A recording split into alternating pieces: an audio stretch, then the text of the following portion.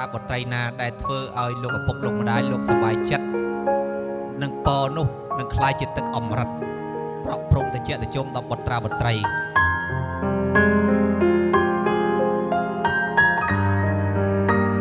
កូនមានម្ដាយ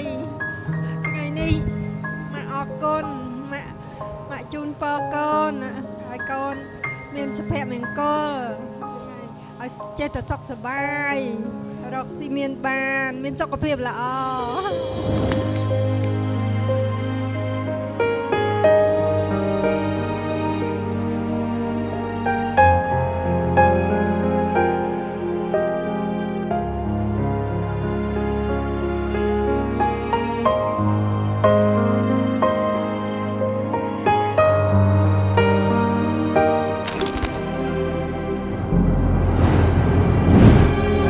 អរគុណទៅដល់បានមកទាំងសងខាងដែលបានរៀបចំកម្មវិធីនេះហើយនឹងអរគុណដល់មិត្តភ័ក្តិទាំងអស់ភ្ញៀវកិត្តិយសទាំងឡាយដែលបានចូលរួមក្នុងកម្មវិធីរបស់ពួកយើងអរគុណសប្បាយ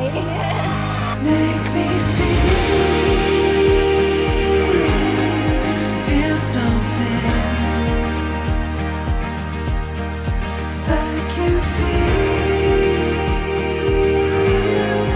feel something when the world's crashing down and I'm looking for something real ក្នុងនាមខ្ញុំបាទជាមិត្តភ័ក្តិរបស់កូនកំឡោះដូចជាមិត្តភ័ក្តិរបស់កូនកំមុំផងដែរនេះគឺជាលើកទី1ដែលខ្ញុំបាទបានទទួលជាបាច់ផ្កាក្នុងពិធីមង្គលការពេលល្ងាចនេះជាក្នុងឱកាសនេះខ្ញុំបាទក៏សូមជូនពរមិត្តភ័ក្តិទាំងពីរក្នុងថ្ងៃអាពាហ៍ពិពាហ៍សូមឲ្យរកទទួលទានមានបានមានសុភមង្គលក្នុងក្រុមគ្រួសារនិងសូមទទួលបានជោគជ័យគ្រប់ភារកិច្ចការងារសូមអរគុណចំពោះបាច់ផ្កាមួយនេះដ៏មានតម្លៃណាស់សូមអរគុណ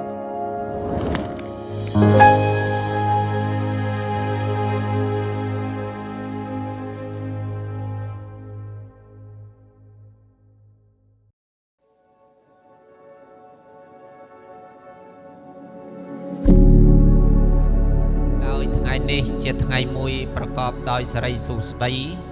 ជាថ្ងៃដែលមានមង្គលល្អជាតិថីស្ថិតនៅក្នុងថ្ងៃអាទិត្យ7កើតខ្នើតខែកដឹកឆ្នាំថោះបញ្ញស័កពុទ្ធសករាជ2567ត្រូវនៅថ្ងៃទី19ខែវិច្ឆិកាគ្រិស្តសករាជ2023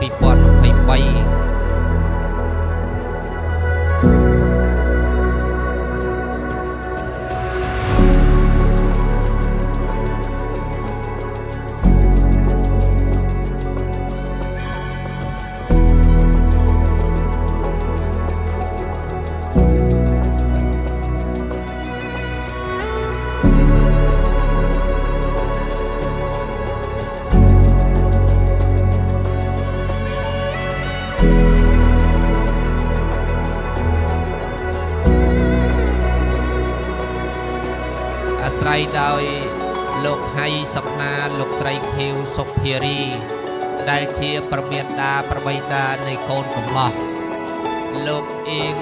ច័ន្ទផលលោកស្រីជាលីរ៉ាដែលជាប្រមានតាប្របីតានៃកូនក្រមុំលោកបានរៀបចំវិធីអវិហៈវិវាហៈនៃកូនប្រុសស្រីរបស់លោកគឺកូនកំឡោះនាមហៃករុណានិងកូនក្រមុំនាមអៀងច័ន្ទបរមី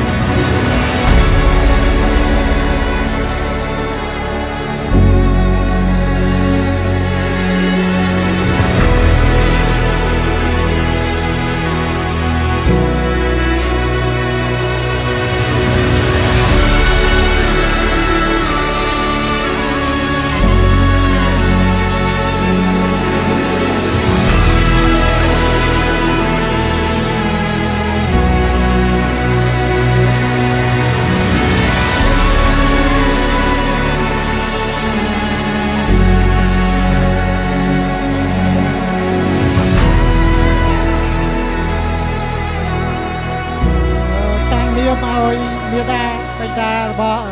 កូនប្រុសកូនស្រីទាំងសងខាង ខ្ញុំសូមថ្លែងអំណរគុណដល់ឯកឧត្តមលោកជំទាវលោកលោកស្រីមិត្តរួមការងារទាំងអស់ដែលបានចូលរួមនៅក្នុងកម្មវិធីអាពាហ៍ពិពាហ៍កូនប្រុសកូនស្រីរបស់យើងខ្ញុំទាំងពីរ